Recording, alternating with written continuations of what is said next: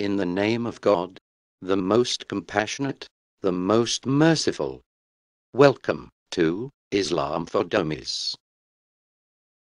Previously, we discussed the Quran's description of the expanding universe. Today, we will be talking about the Quran's description of the Big Bang and the common origin of all space and matter.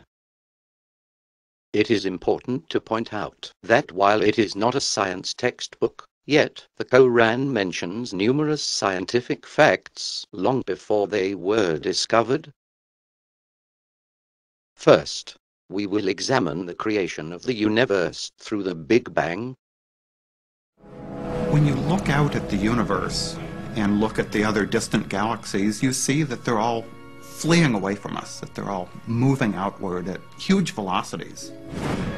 You extrapolate that all the way back, you see that one time, maybe 13 or 14 billion years ago, everything that there was must have been compressed into one inconceivably dense point. أولم ير الذين كفروا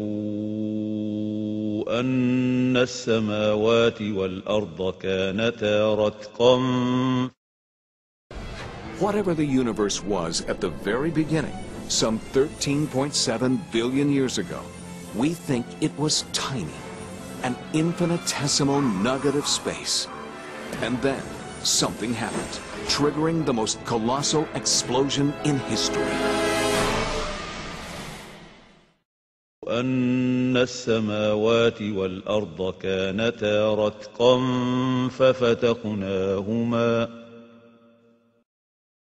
It seems there was an explosion so huge that it created an entire universe. The Big Bang. No one knows what caused it, but we think that the Bang created space, time, and all the matter in the universe. In summary, this Quranic verse states two scientifically accurate facts about the creation of the universe through the Big Bang. Number 1, the common origin of all space and matter. The heavens and the earth were both joined. And number 2, the violent separation that created all the matter in the universe. Then we tore them apart. Second, we will examine the false claim that the common origin, stated in chapter 21 verse 30, is similar to the beliefs of other societies at that time. Let's listen to discuss Islam's false claim.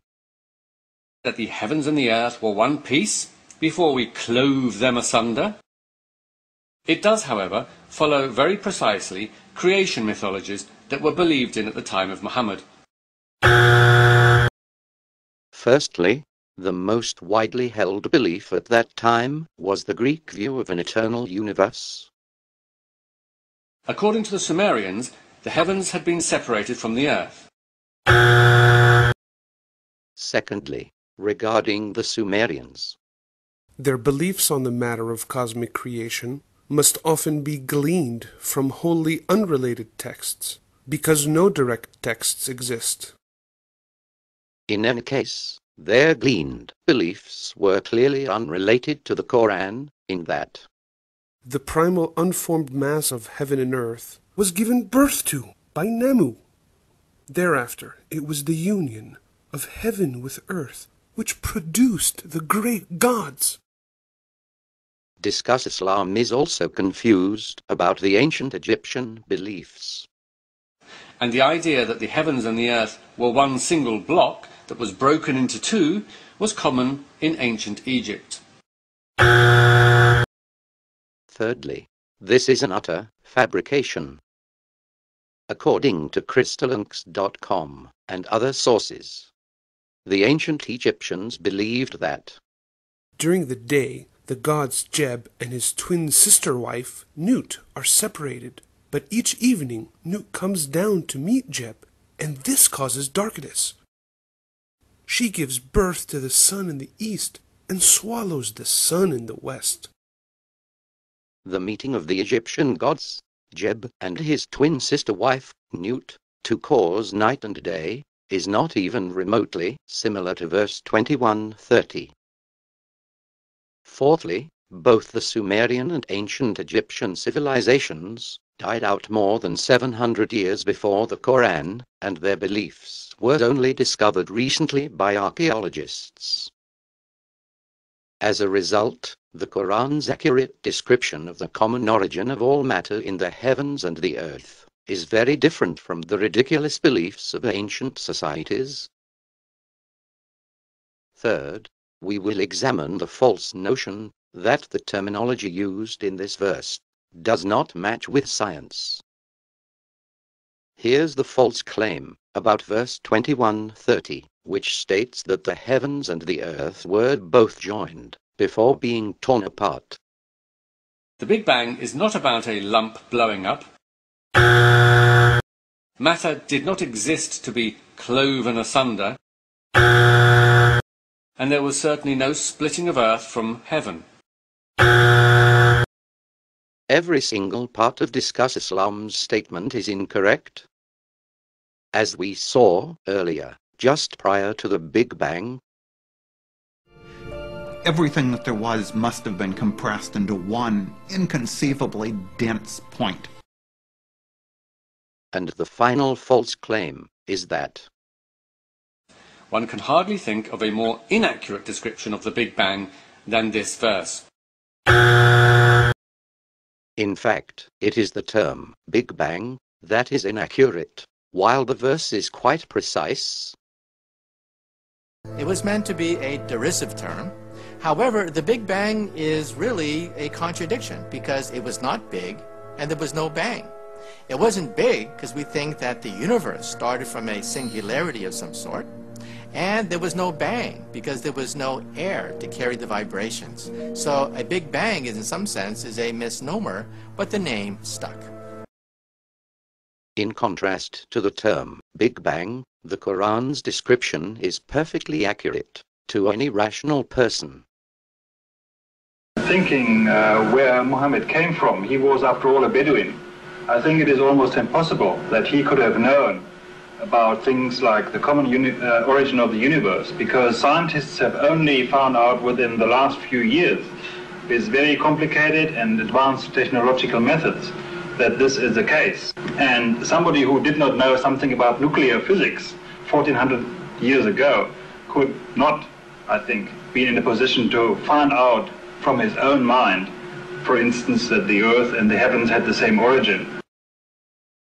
Having demonstrated the clear meaning of this verse, if one were to scrutinize further the Quran's literal translation, the word joined is actually stitched together, and the word door also applies to fabric.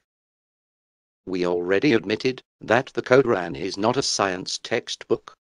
So is it fair to critique the Koran's terminology against the terminology used by Einstein? Let's see about that. In 1905, Einstein published his theory of special relativity, which explored the link between space and time. In Einstein's view, there isn't really a separate thing. There's space and then there's time. But there's just one thing, space-time, that we all live in. He thought of this new space-time as a fabric weaving together space and time. In 1915, Einstein developed his theory of general relativity, which modified special relativity to include gravity and its effects on this fabric of space-time. Mass is a term used to describe the energy and matter that objects contain. The larger the mass of an object, the greater its distortion of the space-time fabric, the stronger the effects of gravity. Gravity is not really a force. It's a fabric. It's a shape of space and time.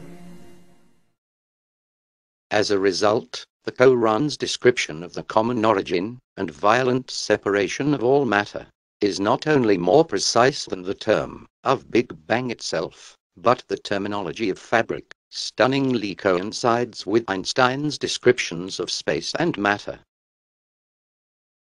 In conclusion, The Koran chapter 21 verse 30 correctly states that everything in the universe came from a common origin before being ripped apart. The Koran accurately describes the Big Bang better than the term itself, while this scientific discovery could not have been known 1400 years ago. Furthermore, the verse's unusual terminology of fabric is amazingly identical to the ingenious description of space and matter by elite scientists like Einstein. And as usual, those attempting to refute the Koran's clear signs have only succeeded in proving their own ignorance about the scientific evidence and about the beliefs of ancient societies. We sincerely hope you enjoyed this episode of Islam for Dummies, and we hope to see you again next time.